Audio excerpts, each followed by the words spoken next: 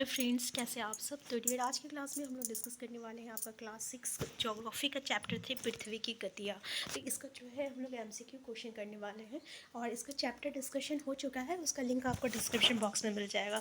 तो देखिए, हमारे यहाँ पर टारगेट जो है ना, ये क्लास 6 to 8 की जो एनसीईआरटी की बुक है सोशल साइंस का, हिस्ट्री, सिविक्स, ज्योग्राफी, उसका एक एक चैप्टर को डिस्कस करना और साथ में एमसीक्यू क्वेश्चन को डिस्कस करना ताकि हमारा एक एक पॉइंट वहाँ पर से क्लियर हो जाए।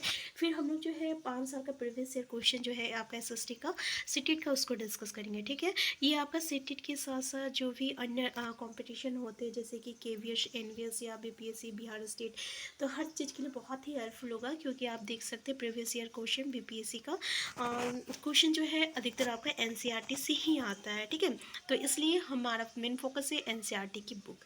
तो चलिए बिना टाइम वेस्ट किए स्टार्ट करते हैं आज का क्लास। पृथ्वी की गतियाँ बहुत छोटा चैप्टर है और लेकिन इस चैप्टर से बहुत सारे क्वेश्चन ऐसे बनते हैं जो कि हमारे एग्जामिनेशन पॉइंट ऑफ व्यू से इम्पॉर्टेंट है। पहला क्वेश्चन है आपका कि 21 जून को सूर्य की किरणें सीधी पड़ती है पृथ्वी की अक्ष पर, मकर रेखा पर, पृथ्वी के कक्ष पर या कर्क रेखा पर। देखिए, ये कर्क रेखा क्या था, तो जैसे कि ये आपका उत्तर ध्रुव था, ये आपका दक्षिण ध्रुव था, ये विषुवत वृत्त है। ठीक है, तो यहाँ पे जो आपका आसांश होती है जो कि आपका उत्तरी गोलार्ध में होता है, इसको हम लोग क्या कहते हैं, कर्क रेखा कहते हैं। मकर रेखा किसको कहते हैं, तो ये आपका उत्तरी गोलार्ध है, ये आपका दक्षिणी गोलार्ध है। तो दक्षिणी गोलार्ध में जो आसांश होता है ना, जो कि आपका ये विषुवत वृत्त है, विषुवत वृत्त का समांतर होता है। तो ये जो आपकी जो रेखा होती है ना, जो कि आपके दक्षिण गोलार्ध में होता है, इसको हम लोग मकर रेखा कहते हैं। यहाँ से भी आपको क्वेश्चन देखने को मिलता है। आंसर डी जो रहेगा करेक्ट आंसर रहेगा। तो 21 जून को क्या होता है कि सूर्य की किरणें जो रहता है ये सीधी किस पे पड़ती है, तो कर्क रेखा पर पड़ती है। नेक्स्ट क्वेश्चन है आपका कि किस महीने में 28 या 29 दिन होता है। तो ये आपको पता है कि सॉरी, जनवरी कर दिए गलती से, यहाँ पे आंसर सी, फरवरी के महीने में 29 दिन होता है। होता क्या है कि देखिए, हम लोग इसमें घूर्णन और परिक्रमण के बारे में पढ़े थे। तो घूर्णन क्या होता है, जैसे कि अगर ये आपका पृथ्वी है, ठीक है ना, और पृथ्वी अगर अपने ही अक्ष पर अगर घूमता है, इसको हम लोग घूर्णन कहते हैं। घूर्णन करने के लिए ना 24 घंटा लगता है इसको पूरे एक बार घूमने में। तो ये जो दिन और रात होती है ना, ये इसी के कारण होती है, घूर्णन के कारण होती है। तो यहाँ से क्वेश्चन आता है कि दिन रात किसके कारण होता है, घूर्णन दे देगा, परिक्रमण दे देगा, या और दो कोई ऑप्शन रहेगा। तो घूर्णन के कारण दिन और रात होती है। लेकिन ये जो सूर्य है, और अगर सूर्य के चारों ओर अगर ये पृथ्वी जो है चक्कर लगा रही है, मान लीजिए ये पृथ्वी है, सूर्य है, और ये पृथ्वी जो है सूर्य के चारों ओर चक्कर लगा रही है, तो इसको हम लोग क्या कहते हैं, परिक्रमण कहते हैं। क्या कहते हैं, परिक्रमण कहते हैं। हम लोग परिक्रमा वर्ड सुने होंगे ना, तो उससे से ये परिक्रमण वर्ड है कि ये इसका चारों ओर क्या करता है, परिक्रमा करता है, तो इसको हम लोग परिक्रमण कहते हैं। और इसको करने के लिए इसको 365 दिन लगता है और 6 घंटा लगता है, 6 घंटा। ठीक है, एक साल में 365 दिन 6 घंटा। तो देखिए, ये जो 6 घंटा होता है ना, हम लोग अपने सहूलियत के लिए इसको हम लोग जोड़ते नहीं है। ठीक है, अब इसको हम लोग जब जोड़ते नहीं है तो क्या करेंगे हम लोग कि ये 6 घंटा 6 घंटा 6 घंटा 6 घंटा जोड़ के पूरे 24 घंटा होता है।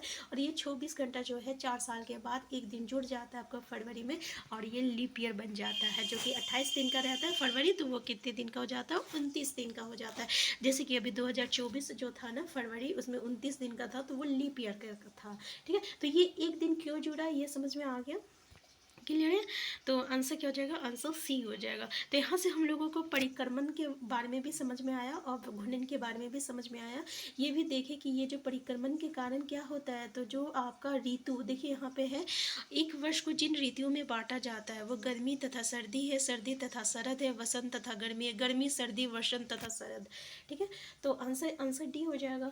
तो यहाँ पे जो परिक्रमण जो हो रहा है, मतलब कि सूर्य के जो चारों ओर ये जो पृथ्वी जो घूम रही है, ठीक है ना, तो ये परिक्रमण हो रहा है। तो ये जो परिक्रमण के कारण क्या होता है, तो ये जो मतलब वसंत कह रहे हैं, जो ऋतु में जो बदलाव होती है कि गर्मी होती है, सर्दी होती है, वसंत होती है, शरद होती है, ये इन्हीं के कारण होता है, परिक्रमण के कारण। यहाँ से भी क्वेश्चन हमें देखने को मिलता है। नेक्स्ट देखिए, कब दिन और रात बराबर होते हैं, 21 मार्च को, 23 सितंबर को, और आपका दोनों में। तो देखिए आंसर क्या हो जाएगा, याद रखिएगा, 21 मार्च और 23 सितंबर को जो होती है ना, दिन और रात बराबर होता है। कैसे दिन रात बराबर होता है, तो अभी हम लोग देखे थे विषुवत वृत्त किसको कहते हैं, तो विषुवत वृत्त तो देखिए विषुवत किसको कहते हैं, तो हम लोग देखे थे ना कि ये आपका उत्तरी गोलार्ध, ये दक्षिणी गोलार्ध, ये वाले जो कि जीरो, और ये जो विषुवत रहती है जो कि आपकी उत्तरी गोलार्ध और दक्षिणी गोलार्ध को एक इक्वल पार्ट में जो रहता है विभाजित करता है। ठीक वैसे ही जैसे कि अगर एक सर्कल में जो डायमीटर होती है ना, सर्कल में जो डायमीटर होती है 2 इक्वल पार्ट में सर्कल को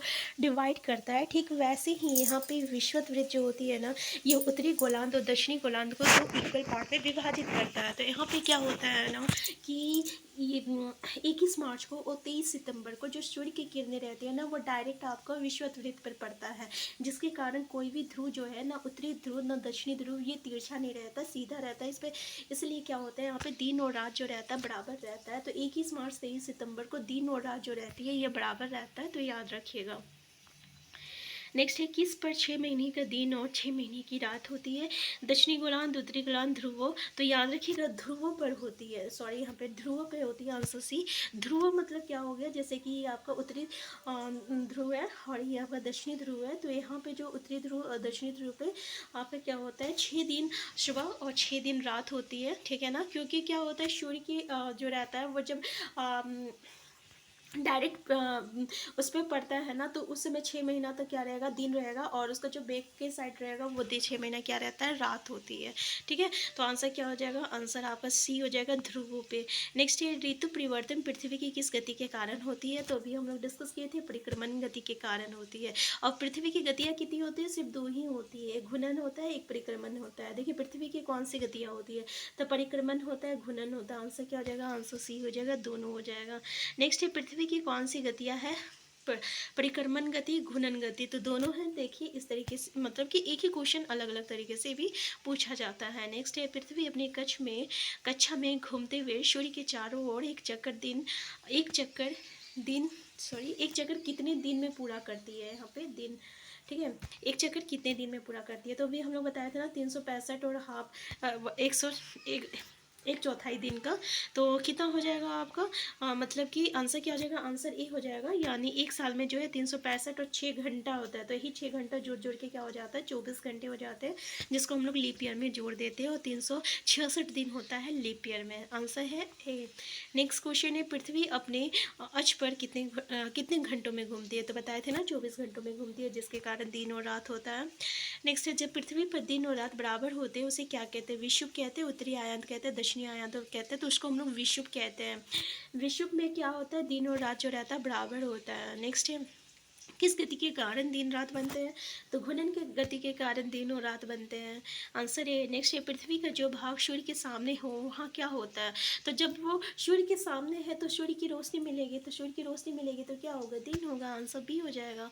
नेक्स्ट है आपका पृथ्वी की सूर्य के चारों ओर की गति को क्या कहते हैं, तो उसको हम लोग क्या कहते हैं, परिक्रमण कहते हैं ना। वो सूर्य के चारों ओर घूम रहा है तो उसको हम लोग क्या कहते हैं, परिक्रमण कहते हैं। नेक्स्ट है आपका पृथ्वी सूर्य के चारों ओर कक्षा में किस आकार में घूमती है, गोलाकार में, अंडाकार में, चपटी में, उपयोग सभी। तो देखिए क्या कैसा आकार में घूमती है, तो अंडाकार आकार में घूमती है। आंसर बी हो जाएगा। नेक्स्ट है 2020 एक लीप वर्ष था, अगला लीप वर्ष कब होगा, तो 4 साल बाद होगा, यानी 2024 में। 2024 अभी बीत गया, वो लीप ईयर था। नेक्स्ट है किस मौसम में दिन छोटे होते हैं, गर्मी, सर्दी, वर्षा, कोई नहीं, तो सर्दी में पता है ना दिन छोटा होता है। आंसर क्या हो जाएगा, आंसर बी हो जाएगा। नेक्स्ट है गर्मी में क्रिसमस का पर्व कहाँ मनाया जाता है, जापान, भारत, ऑस्ट्रेलिया, पाकिस्तान।